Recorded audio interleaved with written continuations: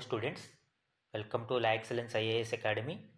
ఈరోజు మనం నవంబర్ 26 నాటి ఇంపార్టెంట్ కరెంట్ అఫైర్స్ గురించి డిస్కస్ చేద్దాం.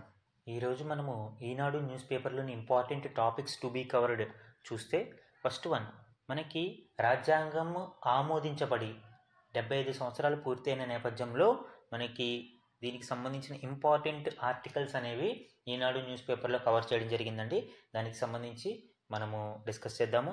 అలానే సహకార సంఘాలకు అంతర్జాతీయ తోడ్పాటు మనము ఆల్రెడీ డిస్కస్ చేసాం ఎస్టర్డే సెషన్లో. సహకార సంఘాలకు సంబంధించిన గ్లోబల్ కాన్ఫరెన్స్ అనేది జరుగుతుంది. ఇది పాలిటీలో మనకి ఇంపార్టెంట్ అండి.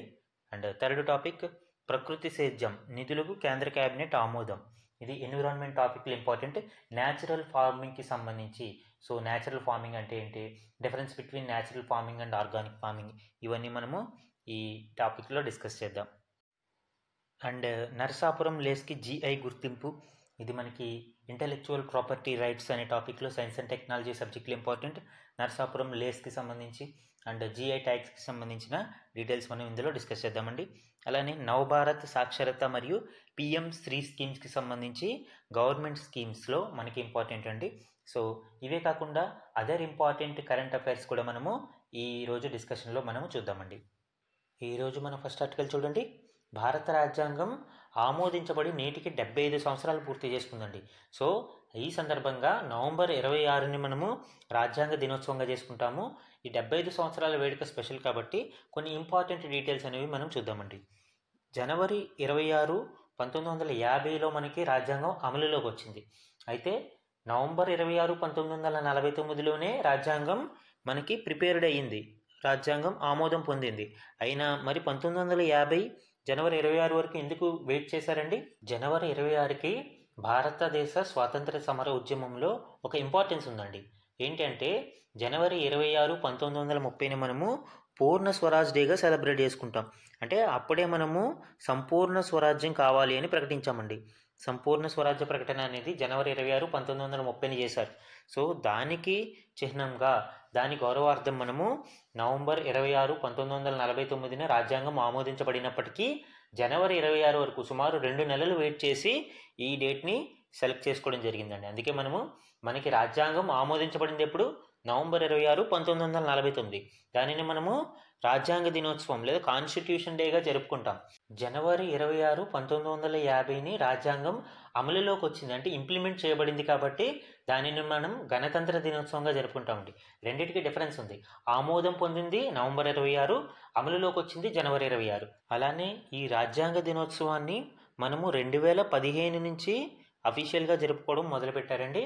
సో భారత రాజ్యాంగ నిర్మాత అయిన డాక్టర్ బాబాసాహెబ్ అంబేద్కర్ గారి 125వ జయంతి ఉత్సవాలను పురస్కరించుకుని రాజ్యాంగ దినోత్సవాన్ని 2015 నుంచి అఫీషియల్గా స్టార్ట్ చేశారండి. సో ఈ 2 పాయింట్స్ గుర్తుపెట్టుకోండి, difference between constitutional day and republic day. Okay, అసలు కాన్స్టిట్యూషన్ అంటే ఏంటి, రాజ్యాంగం అంటే ఏంటి? సింపుల్ భాషలో చెప్పాలంటే it is basic law of the land. అంటే ఒక దేశం యొక్క ప్రాథమిక న్యాయశాస్త్రం లేదా లా ఆఫ్ ద ల్యాండ్ అని చెప్పుకోవచ్చండి. సో సెట్ ఆఫ్ రూల్స్ ఉంటాయి. ఏ విధంగా ఆ దేశం యొక్క లెజిస్లేచర్ కావచ్చు, బ్యూరోక్రసీ కావచ్చు, జ్యుడిషియరీ కావచ్చు, అదర్ ఆర్గాన్స్ ఆఫ్ గవర్నమెంట్ కావచ్చు, ఎలాగ రన్ అవ్వాలి, ఏ విధంగా చెక్స్ అండ్ బ్యాలెన్సెస్ ఉండాలి అనేది ఆ సెట్ ఆఫ్ రూల్స్ అనేవి ఫ్రేమ్ చేయబడతాయి. దానినే మనము రాజ్యాంగం అని చెప్పుకోవచ్చండి. ఇలాంటి ఒక రాజ్యాంగం ప్రపంచంలో ఎప్పుడు స్టార్ట్ అయిందండి? అతి పురాతనమైన రాజ్యాంగం ఎక్కడ? San Marino. సో ఐరోపాలోని శాన్ మ్యారినో అనేది 1600వ సంవత్సరంలోనే ఈ రాజ్యాంగాన్ని రూపొందించింది. అక్టోబర్ 8, 1600లో అమలులోకి తీసుకురావడం జరిగింది. అలానే అమెరికా రాజ్యాంగం అనేది ఈ లిస్టులో సెకండ్ ప్లేస్లో ఉందండి. అయితే భారత రాజ్యాంగానికి కూడా ఒక విశిష్టత ఉంది. ఏంటి?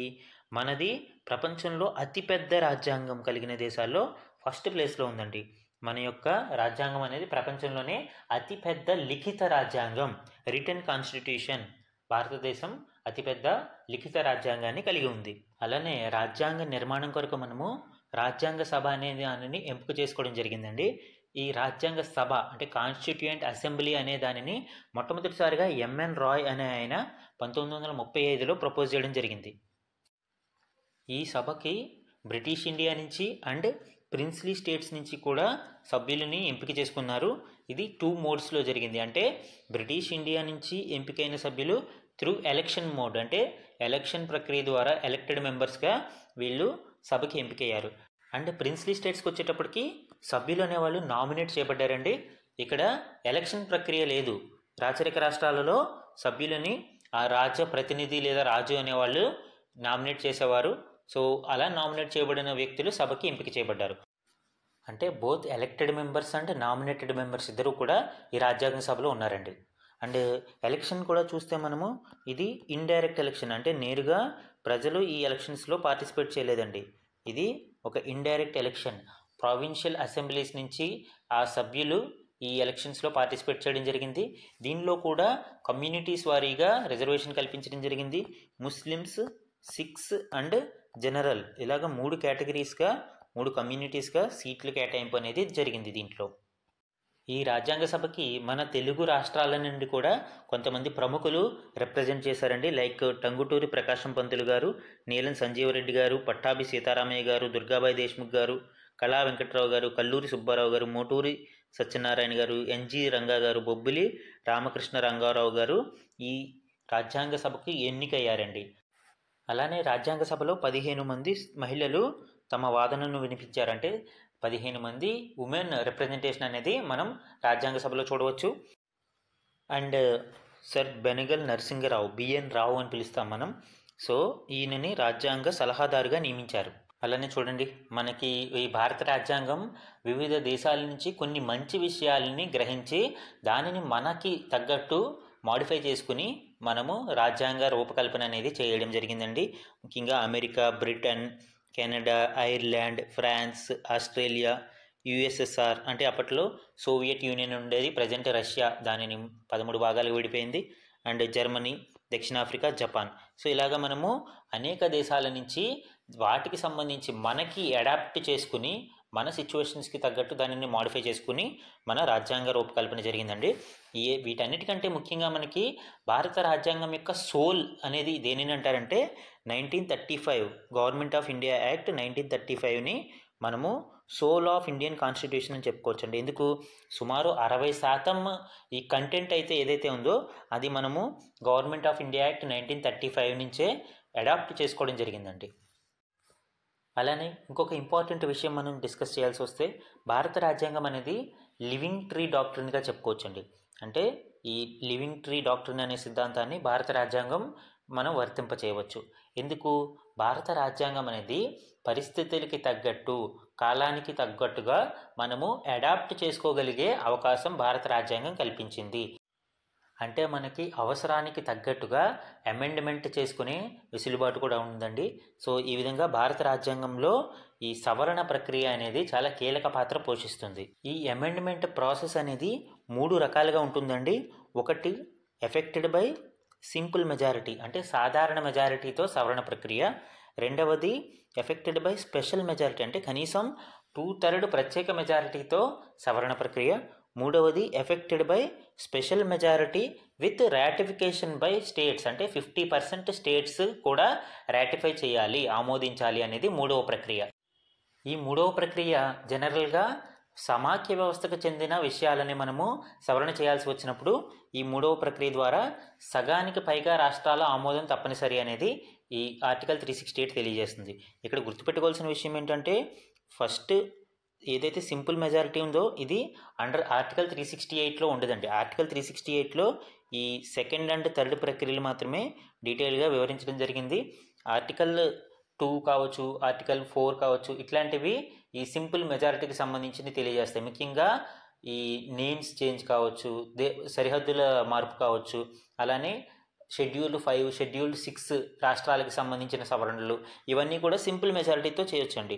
సిటిజన్షిప్కి సంబంధించి, అంటే ఈ పౌరసత్వానికి సంబంధించిన విషయాలు, ఇవన్నీ కూడా సింపుల్ మెజారిటీతో అవుట్ సైడ్ ఆఫ్ ఆర్టికల్ 368 జరుగుతాయండి. ఇన్సైడ్ ఆఫ్ ఆర్టికల్ 368 అనేవి కేవలం 2 ప్రక్రియల ద్వారా మాత్రమే జరుగుతుంది. రాజ్యాంగ సవరణ అనేది మొత్తం 3 ప్రక్రియలు, కానీ ఆర్టికల్ 368లో మాత్రం 2 ప్రక్రియలు మాత్రమే మెన్షన్ చేసి ఉంటాయి. ఈ రెండింటికి డిఫరెన్స్ అనేది అబ్జర్వ్ చేయండి. సో ఈ లివింగ్ ట్రీ సిద్ధాంతం ఏదైతే ఈ లివింగ్ ట్రీ సిద్ధాంతం ఉందో ఈ సిద్ధాంతం అనుసరించి మనము ఇప్పటి వరకు 106 సార్లు రాజ్యాంగాన్ని సవరణ చేశామండి. సో మనకి సంబంధించి ఈ 106 సవరణలు అనేవి భారత రాజ్యాంగానికి జరిగినాయి. టు అడాప్ట్ ద సిచ్యువేషన్స్, మనకి అనుకూలంగా సో అభివృద్ధిలో ముందుకు వెళ్ళాలి అనే ఉద్దేశంతో రిజిడిటీ అనేది లేకుండా ఫ్లెక్సిబిలిటీ అనేది కల్పించడం జరిగింది. సో దీనివలన మనకి ఒరిజినల్ కాన్స్టిట్యూషన్లో కొన్ని మార్పులు అయితే చోటు చేసుకోవడం జరిగిందండి. ఇక్కడ చూడండి, మనకి 1949లో అధ్యాయాలు 22 ఉంటే ప్రజెంట్ అవి 25కి పెంచబడ్డాయి. అధికరణలు 395 ఉంటే ఇప్పుడు 448 అయ్యాయి. ఇవి షెడ్యూల్స్ 8 షెడ్యూల్స్ ఉంటే ప్రస్తుతం 12 షెడ్యూల్స్కి వీటిని పెంచడం జరిగిందండి. సో ఈ విధంగా కొన్ని మార్పులు అనేది చోటు చేసుకున్నాయి. సమ్ ఇంపార్టెంట్ అమెండ్మెంట్స్ని మనం అబ్జర్వ్ చేస్తే హిస్టారికల్గా చెప్పుకోవచ్చండి వీటిని. ఫస్ట్ అమెండ్మెంట్ యాక్ట్ కావచ్చు, అలానే 7వ రాజ్యాంగ సవరణ, 24వ రాజ్యాంగ సవరణ, 42వ సవరణ అయితే మినీ కాన్స్టిట్యూషన్ అని చెప్పుకోవచ్చండి. ఎమర్జెన్సీ టైంలో దీంట్లో రాజ్యాంగంలో చాలా మార్పులు అనేది ఈ 42వ రాజ్యాంగ సవరణ ద్వారా తీసుకురావడం జరిగింది. అలానే రీసెంట్గా న్యూస్లో కూడా ఉంది, పీఠికలో లౌకిక, సోషలిస్ట్ అనే ఈ పదాలని తొలగించాలి అని కొన్ని పిటిషన్లు కూడా వేయడం జరిగింది. దాన్ని సుప్రీంకోర్టు కొట్టివేయడం జరిగింది. సో ఈ 42వ రాజ్యాంగ సవరణ అనేది ఇంపార్టెంట్. 44వ రాజ్యాంగ సవరణ ఆస్తి హక్కుని తొలగించడం జరిగింది. 52వ రాజ్యాంగ సవరణ గురించి కూడా మనం చెప్పుకున్నాం, యాంటీ డిఫెక్షన్ లాకి సంబంధించి. అలాగే స్థానిక స్వరాజ్యంకి సంబంధించిన very very important local self గవర్నెన్స్కి సంబంధించి 73వ 74వ రాజ్యాంగ సవరణ. అలానే 86వ రాజ్యాంగ సవరణ ద్వారా మనము ప్రాథమిక హక్కుగా విద్యా హక్కుని కల్పించడం జరిగింది. అలానే 91వ రాజ్యాంగ సవరణ ద్వారా మనము ఈ యాంటీ డిఫెక్షన్ లాలోనే కొన్ని మార్పులు చేయడం జరిగింది. 101వ రాజ్యాంగ సవరణ ద్వారా జిఎస్టీని అమల్లోకి తీసుకురావడం జరిగింది. 106వ రాజ్యాంగ సవరణ ద్వారా మనము వెరీ రీసెంట్గా 33% రిజర్వేషన్స్ లోక్సభ, రాష్ట్ర శాసనసభల్లో మహిళలకు రిజర్వ్ చేయడానికి ఈ రాజ్యాంగ సవరణ చట్టాన్ని తీసుకురావడం జరిగిందండి. సో ఇవి మనకి 106 సార్లు ఈ విధంగా రాజ్యాంగం అనేది మనము పరిస్థితులకి తగ్గట్టు ఫ్లెక్సిబిలిటీని యూజ్ చేసుకుని మనము మాడిఫై చేసుకోవడం, అమెండ్మెంట్ చేసుకోవడం జరిగింది. మన నెక్స్ట్ ఆర్టికల్ చూడండి, సామ్యవాద లౌకిక పదాలపై అభ్యంతరాలు అర్ధరహితం. సుప్రీంకోర్టు కీలక తీర్పునివ్వడం జరిగింది. ఆల్రెడీ మనం చెప్పుకున్నాం, 42వ రాజ్యాంగ సవరణ అనేది న్యూస్లో ఉంది. దీనికి సంబంధించి పీఠికలో చేర్చబడిన సోషలిస్ట్, సెక్యులర్ అండ్ ఇంటిగ్రిటీ ఇలాంటి పదాలని తొలగించమని సుప్రీంకోర్టులో పిటిషన్లు వేయడం జరిగింది. అయితే సుప్రీంకోర్టు ఏం చెప్పిందండి, ఇలాంటి పదాలపై అభ్యంతరాలు అనేది అర్ధరహితము. ఎందుకంటే సమానత్వ భావన అనేది రాజ్యాంగంలో ఆ పదాలు లేకపోయినా కూడా వాటి యొక్క ఎసెన్స్ అనేది ఆల్రెడీ ఉంది. కాబట్టి ఎమర్జెన్సీ పీరియడ్లో చేసినంత మాత్రాన వీటిని మనము తొలగించాలి అని అర్ధరహితంగా మాట్లాడడం కరెక్ట్ కాదని సుప్రీంకోర్టు తెలియజేయడం జరిగిందండి. అయితే ఇక్కడ గుర్తుపెట్టుకోవాల్సిన ఇంపార్టెంట్ పాయింట్ ఏంటి అంటే, Indian secularism and Indian socialism are different from western models అండి. ఇక్కడ అబ్జర్వ్ చేయండి, ఇండియన్ సెక్యులరిజానికి వెస్ట్రన్ సెక్యులరిజానికి డిఫరెన్స్. వెస్ట్రన్ సెక్యులరిజంలో స్టేట్కి మరియు సెక్యులరిజం అంటే రిలీజియన్కి స్ట్రిక్ట్ సెపరేషన్ ఉంటుంది. స్టేట్ మరియు రిలీజియన్ అనేవి ఒకదానికొకటి చాలా సెపరేట్గా ఉంటాయి, స్ట్రిక్ట్ సెపరేషన్ ఉంటుంది. స్టేట్ అనేది రిలీజియన్ మ్యాటర్స్లో అస్సలు ఇంటర్ఫీర్ అవ్వదు. But in Indian context state అనేది ఇండియన్ రిలీజియన్లో ప్రతిదాన్ని ఈక్వల్గా చూస్తుంది. భారతదేశంలో ఉన్న మతాలన్నింటినీ కూడా ఒకే దృష్టితో చూస్తుంది. అయితే మత విషయాలలో జోక్యం చేసుకోవాల్సిన అవసరం వచ్చినప్పుడు, అంటే రాజ్యాంగ విరుద్ధంగా ఏదైనా జరుగుతున్నప్పుడు స్టేట్ అనేది ఖచ్చితంగా ఇంటర్ఫీర్ అవుతుంది. రాజ్యం అనేది మత విషయాలలో జోక్యం చేసుకుంటుంది. ఎగ్జాంపుల్ చూడండి, triple talaq issues and Sabarimala case కావచ్చు. సో ఇలాంటి విషయాలలో constitutional morals are supreme. Constitutional morals అంటే రాజ్యాంగ విలువలు అనేవి ఉన్నతమైనవి మత విషయాల కంటే కూడా అని స్టేట్ అనేది ఇంటర్ఫీర్ అయ్యే అవకాశం ఉంటుందండి. మన నెక్స్ట్ ఆర్టికల్ చూడండి, సహకార సంఘాలకు అంతర్జాతీయ తోడ్పాటు. అంటే కోఆపరేటివ్ సొసైటీస్కి సంబంధించి మనం డిస్కస్ చేద్దామండి. ఆల్రెడీ మనము కొంత డిస్కషన్ అనేది లాస్ట్ సెషన్స్లో చూసాము. నూతన ఆర్థిక భాగస్వామ్యానికి మోదీ పిలుపు. ప్రధాని నరేంద్ర మోడీ గారు ఈ సహకార సంఘాలకి ఒక గ్లోబల్ ప్లాట్ఫామ్, ఒక మోడల్ అనేది క్రియేట్ చేయాలి అని పిలుపునివ్వడం జరిగింది.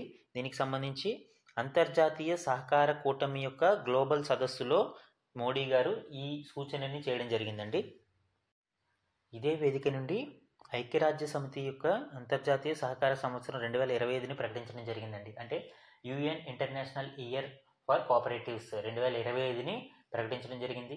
ఆల్రెడీ మనము లాస్ట్ 2 ఇయర్స్ గురించి కూడా చెప్పుకున్నాం. 2023 మిల్లెట్స్ని ప్రకటించడం జరిగింది, 2024 క్యామిలిడ్స్ని ప్రకటించడం జరిగింది. సో ఇప్పుడు 2025ని సహకార సంఘాలు, సో అంతర్జాతీయ సహకార సంఘాల సంవత్సరంగా 2025ని ప్రకటించడం జరిగిందండి. సో దీని కమమరేషన్గా భారతదేశ నిబద్ధతకు ప్రతీకగా ఈ సహకార ఉద్యమంలో భారత నిబద్ధతకు ప్రతీకగా స్మారక పోస్టల్ స్టాంపును కూడా ప్రారంభించడం జరిగింది. సో ఇదే వేదిక మీద ఇంటర్నేషనల్ ఇయర్గాను ప్రకటించడం జరిగింది, అలాగే పోస్టల్ స్టాంపును కూడా మనము రిలీజ్ చేయడం జరిగిందండి. And ICA global cooperative conference 2024 యొక్క డీటెయిల్స్ మనం అబ్జర్వ్ చేస్తే Indian farmers fertilizer cooperative limited ఈ సదస్సుని నిర్వహించడం జరిగిందండి. IFFCO అనేది ఒక కోఆపరేటివ్ సొసైటీ, దీని ఆధ్వర్యంలో మనకి ఈ కాన్ఫరెన్స్ అనేది నిర్వహించడం జరిగింది. అలానే యుఎన్ ఇంటర్నేషనల్ ఇయర్ ఆఫ్ కోఆపరేటివ్స్గా 2025ని అధికారికంగా ఈ సదస్సు నుంచి ప్రారంభించడం జరిగింది. అలానే 2025 సంవత్సరానికి సంబంధించి ఈ సదస్సు యొక్క థీమ్ని మనం అబ్జర్వ్ చేస్తే cooperatives build a better world అనే థీమ్తో ఈ సదస్సు జరిగిందండి. సో ఇవి మనకి కోఆపరేటివ్ కాన్ఫరెన్స్కి సంబంధించిన ఇంపార్టెంట్ డీటెయిల్స్. అలానే భారతదేశంలో ఈ కోఆపరేటివ్స్ యొక్క స్టేటస్ మనం అబ్జర్వ్ చేస్తే 97వ రాజ్యాంగ సవరణ ద్వారా మనము దీనికి ప్రాథమిక హక్కుగా కల్పించడం జరిగిందండి, రాజ్యాంగ పద్ధతి కల్పించడం జరిగింది. సహకార సంఘాలని ఏర్పాటు చేసుకునే హక్కు ప్రాథమిక హక్కుగా ఆర్టికల్ 19లో ఆర్టికల్ 19(1)(c) ద్వారా మనము కల్పించడం జరిగింది. అదేవిధంగా సహకార సంఘాలపై ప్రత్యేక ఆదేశిక సూత్రాన్ని కూడా, అంటే డైరెక్టివ్ ప్రిన్సిపల్స్ ఆఫ్ స్టేట్ పాలసీని ఆర్టికల్ 43(b)లో ప్రవేశపెట్టడం జరిగిందండి. సహకార సంఘాలకు సంబంధించిన ఒక కొత్త భాగాన్ని కూడా మనము రాజ్యాంగానికి జోడించడం జరిగింది. 9B అనే ఒక కొత్త భాగాన్ని మనము రాజ్యాంగానికి జోడించడం జరిగింది. దీంట్లో ఆర్టికల్స్ 243ZH నుంచి ZT వరకు మనము ఈ కొత్త భాగంలో పొందుపరిచాము. దీని ద్వారా సహకార సంఘాలకి రాజ్యాంగబద్ధత కూడా కల్పించారు. అలానే మల్టీ స్టేట్ కోఆపరేటివ్ సొసైటీస్ని కంట్రోల్ చేయడం కోసం, రెగ్యులేట్ చేయడం కోసం పార్లమెంట్కి అధికారం ఉంది. అండ్ అదర్ కోఆపరేటివ్ సొసైటీస్కి సంబంధించి రాష్ట్ర శాసనసభలకు ఆ అధికారాన్ని కల్పించారండి. సో ఈ విధంగా రాజ్యాంగ పద్ధతి కూడా కల్పించడం జరిగిందండి. మన నెక్స్ట్ ఆర్టికల్ చూడండి. ప్రకృతి సేద్యానికి కేంద్ర క్యాబినెట్ 2481 కోట్లు ఆమోదించడం జరిగిందండి. సో న్యాచురల్ ఫార్మింగ్ని ఇంప్రూవ్ చేయడం కోసం, ప్రమోట్ చేయడం కోసం కేంద్ర క్యాబినెట్ ఈ నిర్ణయం తీసుకోవడం జరిగింది. 2025-26 నాటికి సుమారు 1 కోటి మంది రైతులను మొబిలైజ్ చేసి 7.5 lakh హెక్టార్లలో మనము ఈ న్యాచురల్ ఫార్మింగ్ని చేపట్టడం కోసం ఈ నిధుల్ని వెచ్చిస్తారండి. అలానే ఈ కేంద్ర క్యాబినెట్ సమావేశంలో ఒక కొత్త పథకాన్ని కూడా తీసుకురావడం జరిగింది. 1 నేషన్ 1 సబ్స్క్రిప్షన్, అంటే ఒకే దేశం ఒకే చందా అనే ఒక కొత్త పథకాన్ని తీసుకురావడం జరిగిందండి. ఈ పథకంలో భాగంగా ఇంటర్నేషనల్ జర్నల్స్, ముఖ్యంగా high impact scholarly research articles కావచ్చు, జర్నల్ పబ్లికేషన్స్ కావచ్చు, స్టూడెంట్స్కి, ముఖ్యంగా స్టూడెంట్స్కి, రీసెర్చర్స్కి, ఫ్యాకల్టీ మెంబర్స్కి, ఎవరైతే ఈ హయ్యర్ ఎడ్యుకేషనల్ ఇన్స్టిట్యూట్స్లోని ఈ స్టూడెంట్స్ వీళ్ళు ఉన్నారో వీళ్ళకి అందుబాటులోకి ఈ జర్నల్స్ని తీసుకురావడం జరుగుతుంది. ఒకే సబ్స్క్రిప్షన్ ద్వారా ఇవన్నీ వాళ్ళకి అందుబాటులోకి వస్తాయండి. సో దీనివల్ల ఏం జరుగుతుంది, భారతదేశం యొక్క రీసెర్చ్ అండ్ డెవలప్మెంట్ యాక్టివిటీస్ అనేవి బాగా ఇంప్రూవ్ అయ్యే అవకాశం ఉంది. అండ్ న్యాచురల్ ఫార్మింగ్ గురించి కొంచెం మనం డీటెయిల్గా అబ్జర్వ్ చేస్తే, న్యాచురల్ ఫార్మింగ్ అనేది ప్రకృతి సిద్ధంగా లభించే వనరులతో మనం చేసే వ్యవసాయం అండి. ఈవెన్ ఆర్గానిక్ ఫార్మింగ్కి న్యాచురల్ ఫార్మింగ్కి డిఫరెన్స్ ఉంది. ఆర్గానిక్ ఫార్మింగ్లో ఏం జరుగుతుంది, ఆర్గానిక్ కెమికల్స్ని కూడా ఉపయోగించవచ్చు. ఏదంటే సేంద్రియ ఎరువుల్ని, వాటిని మనము సేంద్రియ వ్యవసాయంలో ఉపయోగిస్తాం. కానీ natural farming is completely different. ఇది పూర్తి స్థాయి ప్రకృతి సహజ సిద్ధంగా లభించే పదార్థాలతో మాత్రమే మనము ఈ వ్యవసాయంలో ఈ ఎరువులుగా కావచ్చు అండ్ ఇన్పుట్స్గా మనము ఉపయోగిస్తామండి. ఇక్కడ చూడండి, కాంపోనెంట్స్ ఆఫ్ న్యాచురల్ ఫార్మింగ్. బీజామృత అంటే విత్తనాలని శుద్ధి చేసే ప్రక్రియ. So seed processing, seed treatment అని చెప్పుకోవచ్చు. ముఖ్యంగా కౌ డంగ్, కౌ యూరిన్ లాంటి వాటిని ఉపయోగిస్తాము. జీవామృత, భూసారాన్ని పెంచడం కోసం cow dung, cow urine, jaggery, బెల్లంని వాటిని కలిపిన ఒక పదార్థాన్ని, రసాయనాన్ని తయారు చేస్తాం మనం. అలానే మల్చింగ్, ఒక మైక్రో క్లైమేట్ని క్రియేట్ చేయడం కోసం ఈ గడ్డి వాటిని ఆ భూమి మీద పరుస్తారు ఉంటారండి, ఆ విత్తనాల మీద, వాటి మీద. దానిని మల్చింగ్ ప్రాసెస్ అంటాము. ప్లాంట్ ప్రొటెక్షన్, ఈ బయో ఫెర్టిలైజర్స్ ఏదైతే జీవ రసాయనాలు ఉంటాయో వాటి నుంచి తయారు చేసిన ఈ పిచికారీ వాటిని మనము ఈ మొక్కలకి తెగుళ్ళు అవి రాకుండా ఈ పిచికారీ చేయడం విధానాన్ని ప్లాంట్ ప్రొటెక్షన్ అని పిలుస్తాం. వాపస అంటే ఈ ఎర్త్ వామ్స్ని ఉపయోగించి మనము ఆ యాక్టివిటీస్ని ఇంక్రీజ్ చేయడం. సో ఈ విధంగా మనకి కాంపోనెంట్స్ ఆఫ్ న్యాచురల్ ఫార్మింగ్లో వీటిని చెప్పుకోవచ్చు అండి. అలానే మన నెక్స్ట్ ఆర్టికల్ చూడండి, నరసాపురం లేస్కు GI గుర్తింపు. ఓకే, ఆంధ్రప్రదేశ్లోని నరసాపురంకి చెందిన లేస్ అల్లికల పరిశ్రమకి సంబంధించిన వాటికి ఈ GI గుర్తింపు, జాగ్రఫికల్ ఐడెంటిఫికేషన్, మనం దానిని భౌగోళిక సూచి అని పిలుస్తాం, ఈ గుర్తింపు లభించిందండి. సో దీనికి సంబంధించిన కొన్ని డీటెయిల్స్, అసలు GI ట్యాగ్ అంటే ఏంటి, దానిని ఎవరిస్తారు, ఎందుకు దానికి ప్రాధాన్యత అనేది మనం డిస్కస్ చేద్దామండి. Geographical indication tag. Geographical indication అంటే భౌగోళిక సూచిక.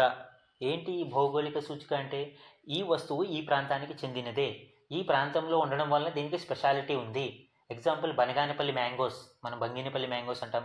సో ఆ ప్రాంతంలో పండించడం వల్లే దానికి ఆ టేస్ట్ ఉంటుంది. లైక్ అదర్ ఇంపార్టెంట్ ఆర్టికల్స్ మనం చూసిన మ్యాన్ మేడ్, న్యాచురల్ ఏదైనా కానీ ఆ జాగ్రఫికల్ లొకేషన్ వల్ల దానికి ఒక స్పెషాలిటీ వస్తుందండి. సో అలాంటి జాగ్రఫికల్ ఐడెంటిటీ ఉన్న వస్తువులకి మనం ఇచ్చే ట్యాగ్ని జాగ్రఫికల్ ఇండికేషన్ ట్యాగ్ అని పిలుస్తామండి. అంటే ఆ ప్రాంతం వలన ఆ జాగ్రఫికల్ ఇండికేషన్ అనేది వాటికి లభిస్తుంది. లైక్ తిరుపతి లడ్డు ఉంది, తిరుపతిలో ఆ లడ్డూకి ప్రాధాన్యత, తిరుపతిలో తయారు చేసిన ఆ ప్రాసెస్ వల్ల దానికి ఒక ఫేమస్ వస్తుంది. లడ్డు చాలా చోట్ల ఉంటుంది. అలానే బనగానపల్లి మామిడి, ఏదంటే మనం బంగినపల్లి మామిడి అంటాం. సో ఆ బనగానపల్లి విలేజ్లో ఆ లొకాలిటీలో పండడం వల్ల దానికి ఆ టేస్ట్ వచ్చింది. బొబ్బిలి వీణ అంటే ఆ బొబ్బిలి వీణ తయారు చేసే ప్రాసెస్ అనేది అక్కడే ఫేమస్, అక్కడ ఆ ప్రాసెస్ అనేది ఫేమస్ వలన దానికి బొబ్బిలి వీణ. అలానే మనకి ఇంకా చాలా ఉన్నాయండి, శ్రీకాళహస్తి కలంకారీ కావచ్చు, అండ్ కొండపల్లి బొమ్మలు వెరీ ఫేమస్. ఎందుకు, చెక్క బొమ్మలు మనం ఇంకా వేరే చోట్ల కూడా ఉంటాయి, కానీ కొండపల్లి బొమ్మలు ఎందుకు ఫేమస్, ద ఆర్ట్ అనేది అక్కడ ఆ లెగసీ అనేది కంటిన్యూ అవుతుంది.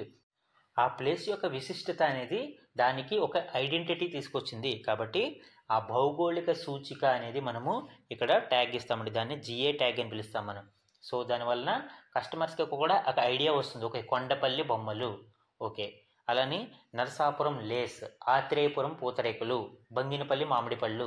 సో వాటికి ఒక వాల్యూ ఉంది అనేది కస్టమర్లకు కూడా ఒక ఇండికేషన్ అండి. ఇది ఒక రకమైన ఇండికేషన్ అనేది, ఒక సూచిక అనేది కస్టమర్లకు కూడా తెలియజేస్తాం మనం. యాక్చువల్గా ఇది ఇంటెలెక్చువల్ ప్రాపర్టీ రైట్స్ IPRలో కూడా వస్తుంది మనకి. Paris convention for the protection of industrial property మరియు ట్రేడ్ సంబంధిత మేధో సంపత్తి హక్కుల ఒప్పందం ప్రకారం GIలు మనకి మేధో సంపత్తి హక్కులలో ఒక భాగంగా గుర్తించబడ్డాయి. ట్రిప్స్ అగ్రిమెంట్ కావచ్చు, అలానే ప్యారిస్ కన్వెన్షన్ ద్వారా మనము వీటిని మేధో సంపత్తి హక్కుల రూపంలో కూడా గుర్తించామండి. అలానే వాణిజ్యం మరియు పరిశ్రమల మంత్రిత్వ శాఖ క్రింద ఉండే DPIIT ఈ విభాగం యొక్క భౌగోళిక సూచిక రిజిస్ట్రీలో ఈ GI ట్యాగుల్ని మెన్షన్ చేస్తారు. ఈ GI ట్యాగుల్ని ఈ భౌగోళిక సూచిక రిజిస్ట్రీ ఆఫ్ DPIIT అనేది జారీ చేస్తుంది. అలానే మన నెక్స్ట్ ఆర్టికల్ చూడండి, పార్లమెంట్లో ఆంధ్రప్రదేశ్ మరియు తెలంగాణకి సంబంధించిన ఈ అలొకేషన్స్కి సంబంధించిన డీటెయిల్స్ మెన్షన్ చేయడం జరిగింది. ఈ 3 ఏళ్లలో ఏపీకి 1.48 లక్షల కోట్లు కేటాయిస్తే తెలంగాణకి 1.22 లక్షల కోట్లని కేటాయించడం జరిగిందండి. ఈ 2021, 22, 23, 24 మధ్య ఈ నిధుల కేటాయింపు అనేది కేంద్రం నుంచి రాష్ట్రాలకి జరిగిందండి. ఇక్కడ క్లియర్గా మనము పర్టిక్యులర్స్ అబ్జర్వ్ చేస్తే ఆర్థిక సంఘం నిధులు ఏపీకి 44,156 కోట్లు వస్తే తెలంగాణకి 8,133 కోట్లు. కేంద్ర ప్రాయోజిత పథకాలు సెంట్రల్ స్పాన్సర్డ్ స్కీమ్స్ కింద ఏపీకి 42,069 కోట్ల రూపాయలు వస్తే తెలంగాణకి 39,736 కోట్లు. కేంద్ర విభాగ పథకాలు అంటే సెంట్రల్ స్కీమ్స్ ఏవైతే ఉన్నాయో సెంట్రల్ గవర్నమెంట్ స్కీమ్స్ ఇవి 36,338 కోట్లు వస్తే ఏపీకి, తెలంగాణకి ఇక్కడ 69,729 కోట్లు కేటాయించడం జరిగిందండి. అలానే ప్రాజెక్టుల నిధులు, విదేశీ ప్రాజెక్టుల నిధులు, గ్రాంట్స్ కావచ్చు, మూలధన వ్యయం కింద సాయం, ఇలా ఇవన్నీ కలిపితే మనకి ఏపీకి 1.48 లక్షల కోట్లు కేటాయిస్తే తెలంగాణకి 1.22 లక్షల కోట్ల రూపాయలు కేటాయించడం మనం ఇక్కడ గమనించవచ్చండి. ఇక్కడ 2 స్కీమ్స్ గురించి ప్రకటించడం జరిగిందండి. ఒకటి నవభారత్ సాక్షరతా స్కీమ్, 2 PM ప్రధానమంత్రి శ్రీ స్కూల్స్కి సంబంధించిన స్కీమ్ గురించి మెన్షన్ చేయడం జరిగింది. ఇందులో నవభారత్ స్కీమ్లో ఏపీలో 30.70 అంటే 30,07,000 మంది ఈ స్కీమ్లో ఎన్రోల్ అయితే తెలంగాణలో ఆ సంఖ్య కేవలం 75 మాత్రమే. కేవలం 75. సో ఈ నవభారత స్కీమ్ అంటే ఏంటి, ఏపీలో 30 లక్షలు దాటి ఎందుకున్నారు, తెలంగాణలో 70 ఎందుకున్నారు అనేది మనం చూద్దాం. అలానే పిఎం శ్రీ కింద ఏపీలో 855 పాఠశాలలు ఎంపిక చేయడం జరిగిందండి. అలానే ఏపీలో పాలిటెక్నిక్ కాలేజీల అభివృద్ధికి 77 కోట్ల రూపాయలు కేటాయించినట్టు కూడా పార్లమెంట్ సమావేశాల్లో తెలియజేయడం జరిగింది. అండ్ టుడే ఫైనల్లీ మనము 2 ఇంపార్టెంట్ స్కీమ్స్ని డిస్కస్ చేసి మన ఈ డిస్కషన్ని క్లోజ్ చేద్దామండి. నవభారత్ సాక్షరత్ కార్యక్రమం అండ్ పిఎం శ్రీ ప్రధానమంత్రి schools for rising India. So ఈ 2 వెరీ ఇంపార్టెంట్ ఫ్లాగ్షిప్ స్కీమ్స్. ఒకటి మనము నవభారత్ సాక్షరత కార్యక్రమం అనేది అబ్జర్వ్ చేస్తే 2022 నుంచి 27 మధ్యగల ఆర్థిక సంవత్సరాలలో దీనిని ఇంప్లిమెంట్ చేయడం కోసం ఇది ఒక కేంద్ర ప్రాయోజిత పథకం. అంటే బోత్ సెంటర్ అండ్ స్టేట్ అనేవి వీటికి రోల్ ఉంటుంది. ముఖ్యంగా దీంట్లో సబ్ కాంపోనెంట్ ఏంటంటే ఉల్లాస్, సమాజంలో అందరికీ లైఫ్ లాంగ్ లెర్నింగ్ అనేది అందించడం అనేది ముఖ్య ఉద్దేశం. అంటే బేసిక్ లిటరసీ రేట్ అనేది ఏదైతే కనీస ప్రాథమిక ఈ అక్షరాస్యత కావచ్చు, జీవన నైపుణ్యాలను మెరుగుపరచడానికి ఈ స్కీమ్ని ఇంప్లిమెంట్ చేస్తారండి. ముఖ్యంగా పాఠశాలకు వెళ్ళే అవకాశాన్ని కోల్పోయిన 15 ఏళ్ళు మరియు అంతకంటే ఎక్కువ వయసు ఉన్న పౌరులకు ప్రాథమిక విద్య, డిజిటల్ మరియు ఆర్థిక అక్షరాస్యత, జీవన నైపుణ్యాలని ఈ స్కీమ్ ద్వారా అందిస్తారు. ఇది వాలంటీర్స్ ద్వారా, స్వచ్ఛంద సేవకుల ద్వారా అమలు చేయబడుతుందండి. అంటే 15 సంవత్సరాలు మరియు పైబడిన వ్యక్తులు ఎవరైతే నిరక్షరాస్యులుగా ఉండిపోయారో వాళ్ళని కూడా కవర్ చేయాలనే ఉద్దేశంతో, సో ఈ బిలో 14 ఇయర్స్ వరకు మనకి కంపల్సరీ ఎడ్యుకేషన్ ఉంది. సో దాని తర్వాత 15 అండ్ అబోవ్కి సంబంధించి మనము ఈ స్కీమ్ని లాంచ్ చేయడం ద్వారా అన్ని బేసెస్ని కవర్ చేయాలనే ఉద్దేశంతో ఈ కార్యక్రమాన్ని రూపొందించడం జరిగిందండి.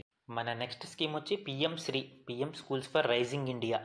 ఇవి ఒక రకమైన మోడల్ స్కూల్స్ అండి. దేశవ్యాప్తంగా సుమారు 14,500 స్కూల్స్ని సెలెక్ట్ చేస్తారు. వీటిల్లో స్టూడెంట్స్ని 21st సెంచరీ స్కిల్స్కి అనుగుణంగా తీర్చిదిద్దుతారు. ఇక్కడ ఎడ్యుకేషనల్ కరికులంతో పాటు ఇన్ఫ్రాస్ట్రక్చర్, ఫిజికల్ ఇన్ఫ్రాస్ట్రక్చర్ కానీ అన్ని రకాల సదుపాయాలని కల్పిస్తారు. ల్యాబొరేటరీస్ కావచ్చు, ఇన్ఫ్రాస్ట్రక్చర్ కావచ్చు, టీచింగ్ ఎబిలిటీస్ అంటే చాలా హై ఎడ్యుకేషనల్ క్వాలిటీస్ ఉన్న టీచర్స్ని ఎలకేట్ చేయడము, ఇలా ఈ పిఎం శ్రీ స్కూల్స్ అనేవి కొన్ని మోడల్ స్కూల్స్గా డెవలప్ చేస్తారండి. సెంట్రల్ గవర్నమెంట్, స్టేట్ గవర్నమెంట్లో రన్ అయ్యేవి, లోకల్ బాడీస్ ఆధ్వర్యంలో రన్ అయ్యేవి, కేంద్రీయ విద్యా పరిషత్తులు, ఇట్లాంటి అనేక రకాల స్కూల్స్లో 14,500 స్కూల్స్ని ఈ మోడల్ స్కూల్స్గా సెలెక్ట్ చేయడం జరుగుతుంది. 5 ఇయర్స్కి ఈ స్కీమ్ని ఇంప్లిమెంట్ చేయడం జరుగుతుందండి. సుమారు మనకి ఇది ఒక సెంట్రల్ స్పాన్సర్డ్ స్కీమ్. అంటే state government and central government వీటికి నిధుల్ని కేటాయించాల్సి ఉంటుంది. ఈ స్కూల్స్లో కేవలం టీచింగ్ మీదనే ఫోకస్ కాకుండా అదర్ కరిక్యులర్ యాక్టివిటీస్ మీద కూడా ఫోకస్ చేసి 21st సెంచరీ స్కిల్స్ని స్టూడెంట్స్కి అందించాలనే ఉద్దేశంతో వీటిని ప్రారంభించడం జరుగుతుందండి. ఇది ఈరోజు మనకి ఇంపార్టెంట్ కరెంట్ అఫైర్స్ డీటెయిల్స్ అండి. Thank you for watching.